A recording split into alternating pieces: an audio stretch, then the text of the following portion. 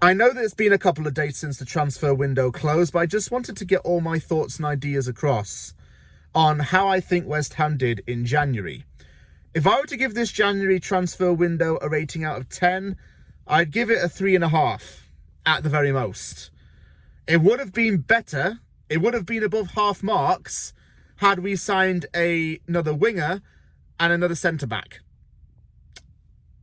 I know that we bought in Danny Ings and Lu Xiao, but we got rid of some players as well. Craig Dawson moved to Wolves, Darren Randolph went to Bournemouth, Harrison Ashby went to Newcastle, and Connor Coventry, tongue twister name, joined Rotherham United on loan. Getting in Danny Ings seemed a sensible signing, in all honesty. He's a proven Premier League goal scorer and someone who kind of fits a David Moyes side more than the summer signings do, if that makes any sense.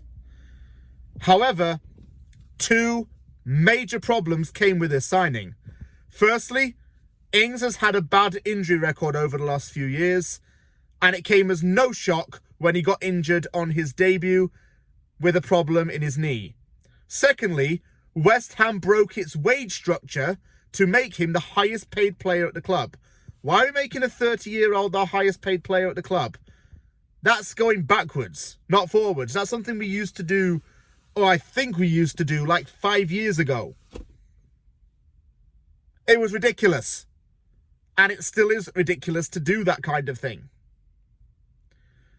Lu Xiao is an interesting one.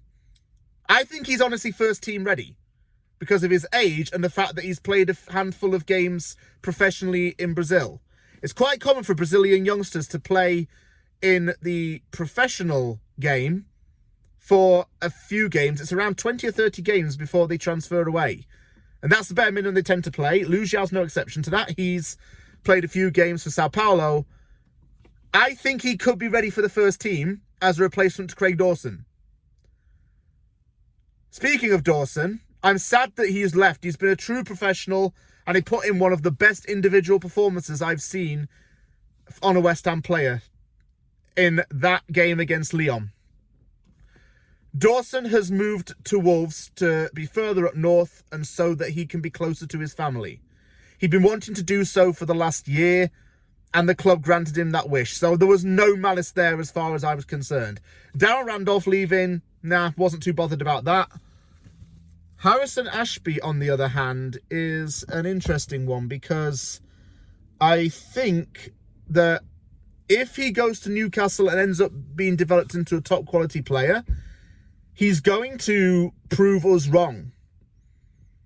It showed another issue with our academy. West Ham's known for being the academy of football, yet we have youngsters dropping out of it left, right and centre.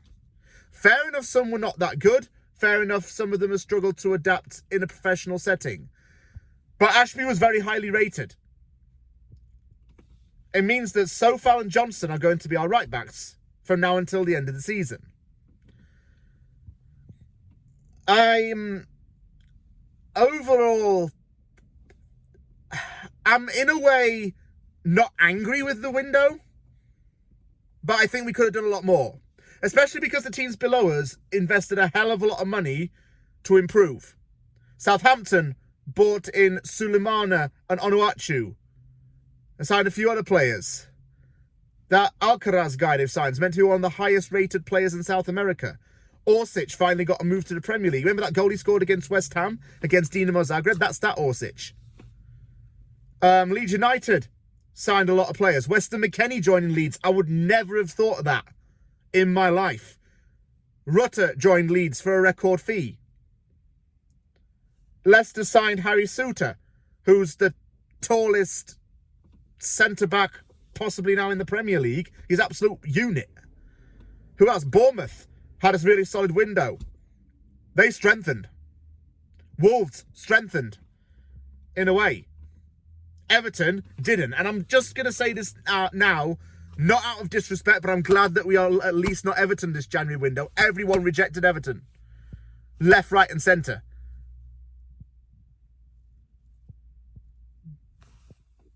we got in another striker,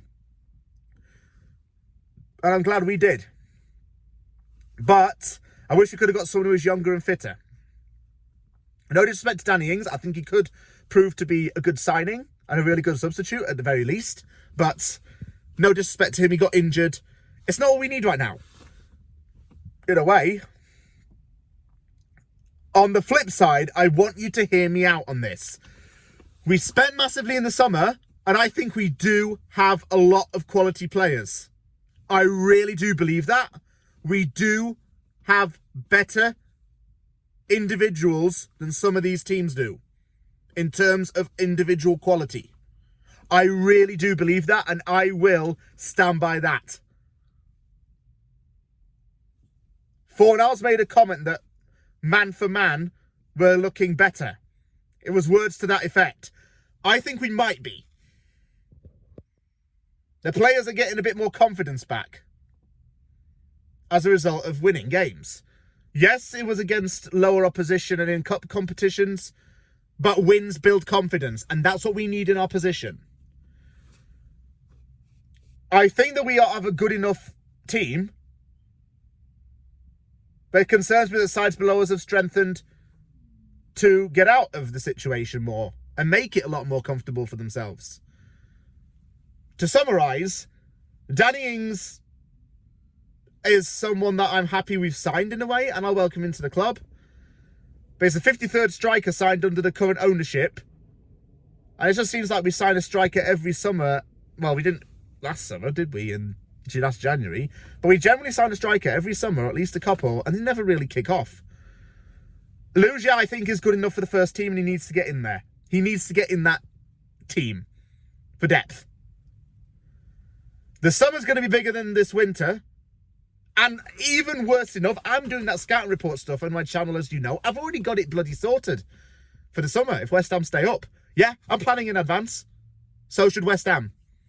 We've got at least 6 players out of contract in the summer. And I'll do another video saying who I want gone.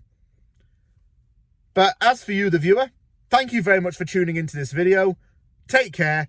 I'll see you all soon. If you like my channel, please subscribe, comment, because I do read your comments, and give it the thumbs up.